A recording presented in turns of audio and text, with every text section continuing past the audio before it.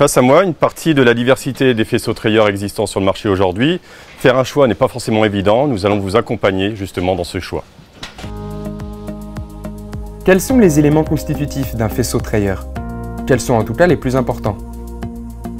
Élément important dans le faisceau trayeur, le manchon, qui est en contact direct avec le trayon. Imaginons que mon doigt soit le trayon, c'est bien ici que se fait la traite. Sur la partie externe, 3 parties majeures sur le manchon, la tête d'embouchure, qui va permettre de faire l'étanchéité avec le trayon, le corps de manchon sur lequel va se faire la traite réellement avec l'éjection du lait mais aussi avec la pulsation évitant les œdèmes et les congestions, et le tuyau court à lait qui va permettre l'évacuation du lait vers le reste de l'installation de traite. Dans les particularités notables au niveau des manchons trayeurs, il y a déjà le matériau. Vous avez ici un manchon en nitrile, un équivalent du caoutchouc, et ici un manchon en silicone avec des caractéristiques de fonctionnement qui sont différentes, des vides potentiellement un peu plus bas sur du silicone, un peu plus élevés sur du caoutchouc. Élément aussi important à regarder, le diamètre de l'embouchure qui doit correspondre à la dimension des trayons de vos vaches. Il faut que le trayon puisse rentrer dans le manchon trayeur, mais qu'une étanchéité se fasse pour qu'on ait le minimum d'entrée d'air pendant la traite. Autre élément important, la forme et la longueur du corps de manchon qui permettent là aussi d'avoir un massage qui se fasse sur le trayon et qu'on puisse assumer cette forme de manchon qui va engendrer une traite plus ou moins rapide et du coup qui s'adaptera plus ou moins bien aux caractéristiques de vos animaux. Le corps du manchon peut avoir aussi une forme différente, circulaire comme assez classiquement, mais ça peut être aussi triangulaire, voire même quadrangulaire. Le principe de ces géométries particulières, c'est d'avoir des traites qui sont un peu plus rapides, mais par contre ne pas oublier que c'est des traites qui inversement sont un tout petit peu plus agressives dans le bon sens du terme malgré tout, mais avec un vide qui reste sous le trayon et qui explique cette rapidité de traite.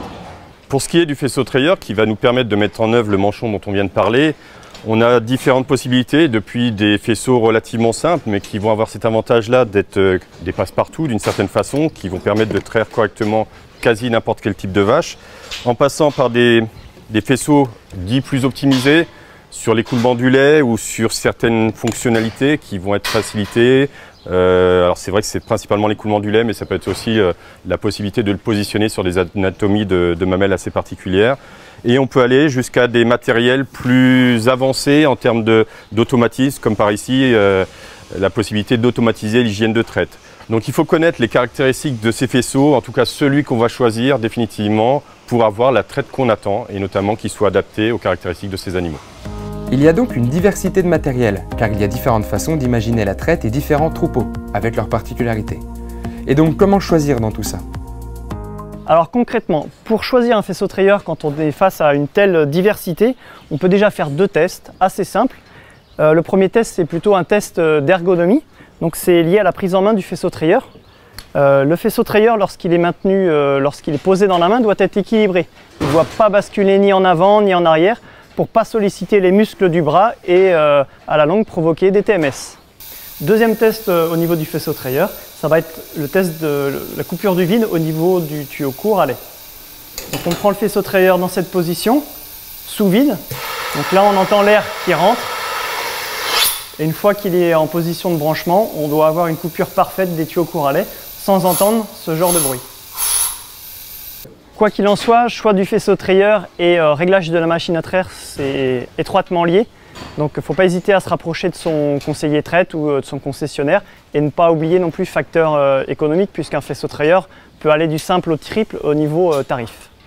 Si je récapitule, les manchons trayeurs offrent une grande diversité de choix. Pour cela, attention de bien comprendre l'intérêt des options. D'où l'importance de tester avant de choisir. Par la suite, n'oubliez pas d'adapter le fonctionnement et l'entretien pour que le matériel apporte satisfaction.